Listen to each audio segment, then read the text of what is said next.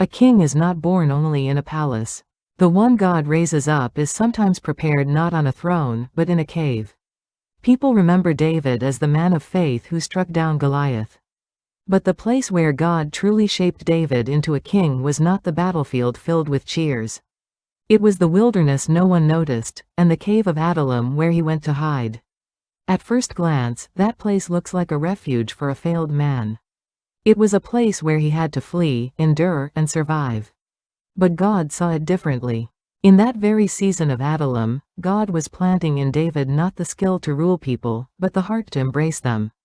If there was something David learned before the throne, it was how to be with the wounded.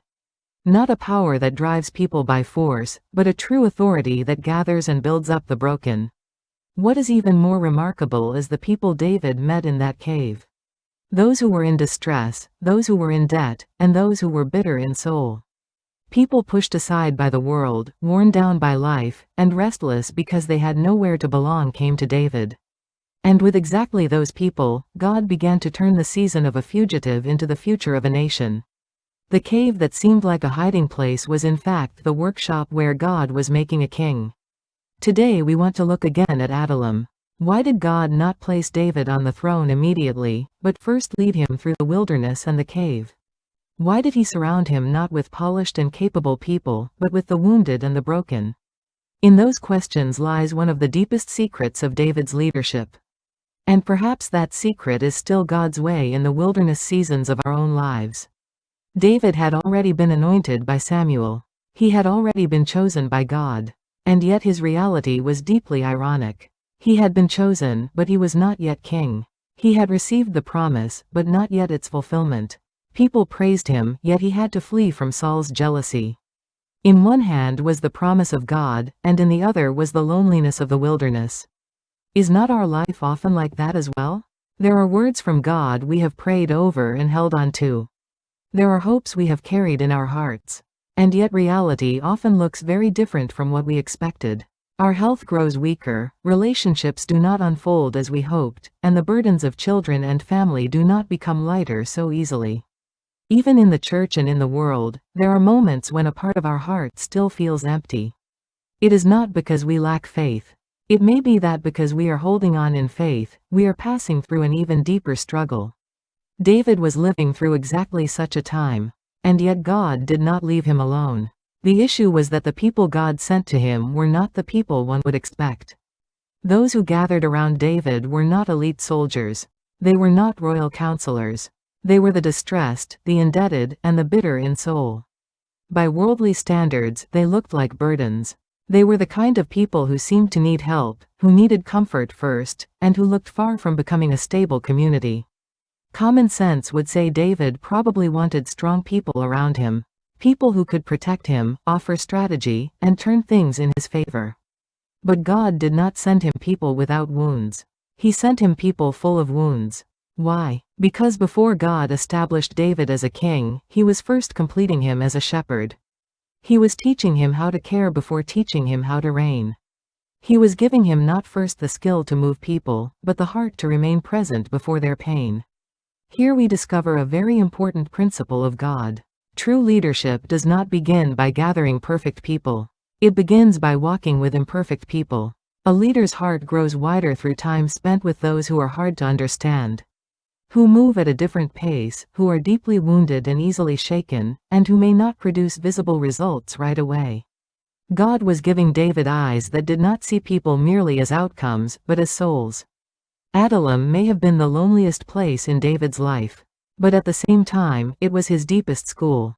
That cave had none of the splendor of a palace, none of the applause, none of the recognition. There was only silence, waiting, fear, and responsibility. And there David had to face himself. Why am I this wronged? Why am I still here? Has God truly not forgotten me? These are not only David's questions. They are questions all of us carry at some point in the wilderness of life. But God did not wait until those questions disappeared before using David. He shaped him into a man who held on to God while still carrying those questions. Because faith is not the absence of all doubt. Faith is refusing to let go of God even in the middle of doubt. In Adullam, David learned that he could not open the way by his own strength. He did not rush to act simply because he was wronged, nor did he seize the throne before the proper time. He learned how to wait. And he learned in his own body that waiting is not for the weak, but is an act of obedience only those who truly trust God can endure. Dear friends, by the time we reach a certain age, we see many things. We see human weakness, the contradictions of the world, and the complexity of relationships. When we were younger, we thought zeal alone could accomplish everything.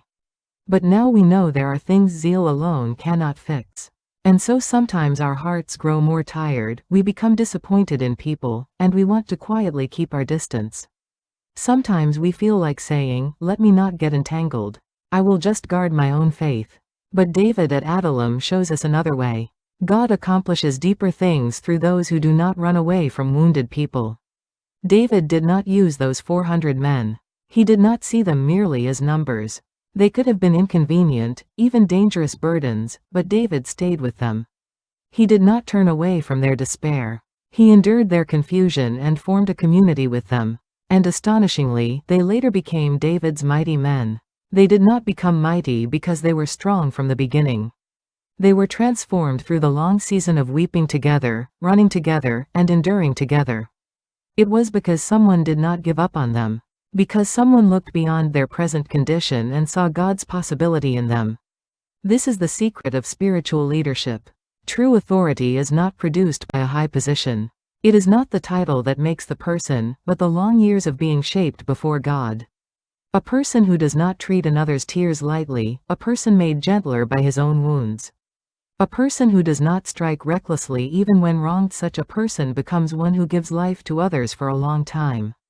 David's authority did not come from his sword. It came from a heart that had been dealt with by God in the wilderness. We often think like this.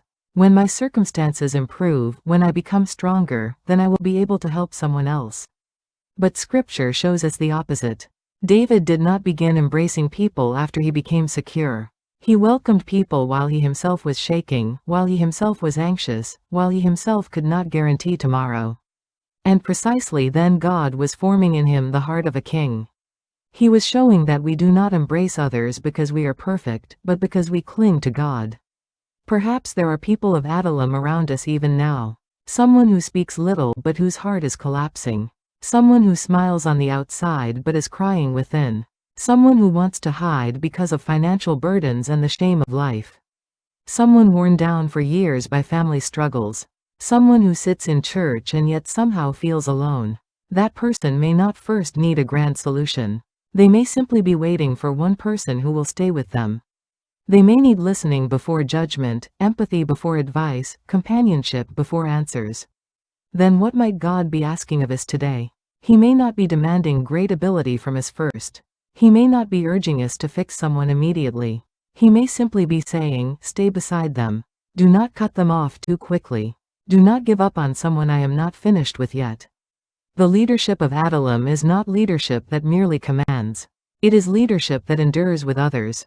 Not only leadership that pulls from the front, but leadership that stays at one side and bears the weight together. And the older we grow, the more God forms this mature leadership within us. David was not great because he was strong from the beginning.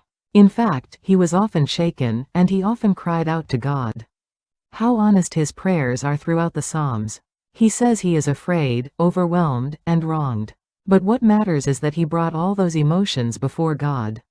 He did not merely act strong before people. He was a man who knew how to weep before God. And only such a person can truly hold the tears of others. For only the one who knows his own brokenness will not handle another's brokenness carelessly.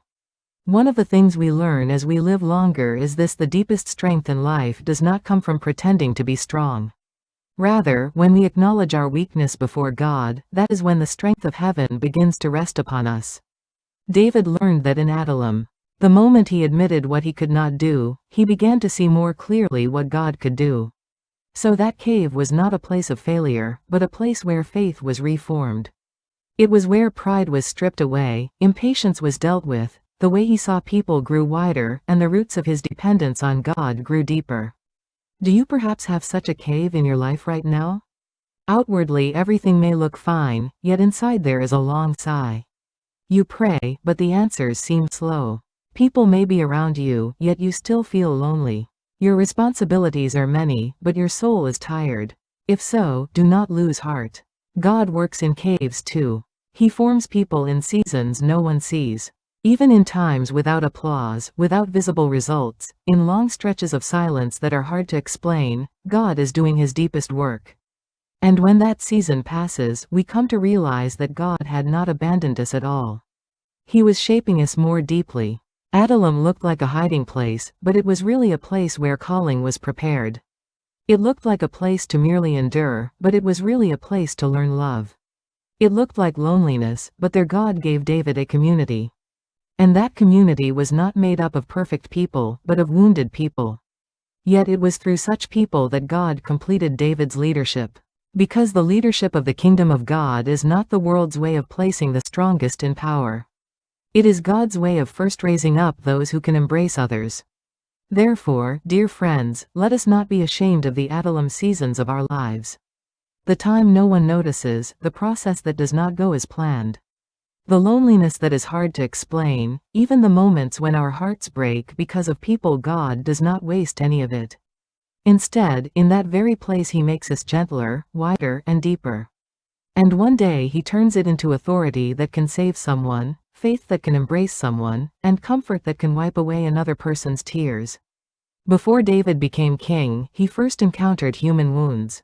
Before he rose to a high place, he learned the tears of low places. Before he learned to command, he learned to listen. Before he went ahead, he learned to endure together with others. That is why his leadership was not built on dazzling skill, but on character shaped by God in the wilderness. And that was the secret of leadership hidden in David's earliest desert years. Even today, God raises people in the same way. He first leads them through lonely times, through waiting, and through standing beside wounded people. And through those seasons He gives weight to our words, depth to our prayers, and warmth to our touch. So that when we one day hold someone up, our hands are no longer the hands of theory, but hands marked by grace we ourselves have lived through.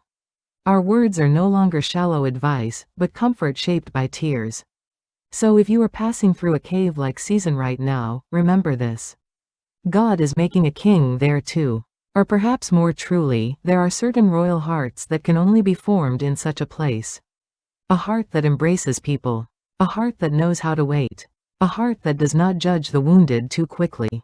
A heart that trusts God even on the day everything feels as though it is falling apart. David received that heart in Adullam. And because he had that heart, he was able one day to become the king of Israel. The cave that seemed like a place to hide. The wilderness that felt like failure. The season that felt like abandonment. Was in fact the very time when God was working most deeply. So, dear friends, do not be afraid of your Adullam season. Even now, in the quiet of that cave, God is shaping a person. And through that person, He is bringing life to other wounded souls.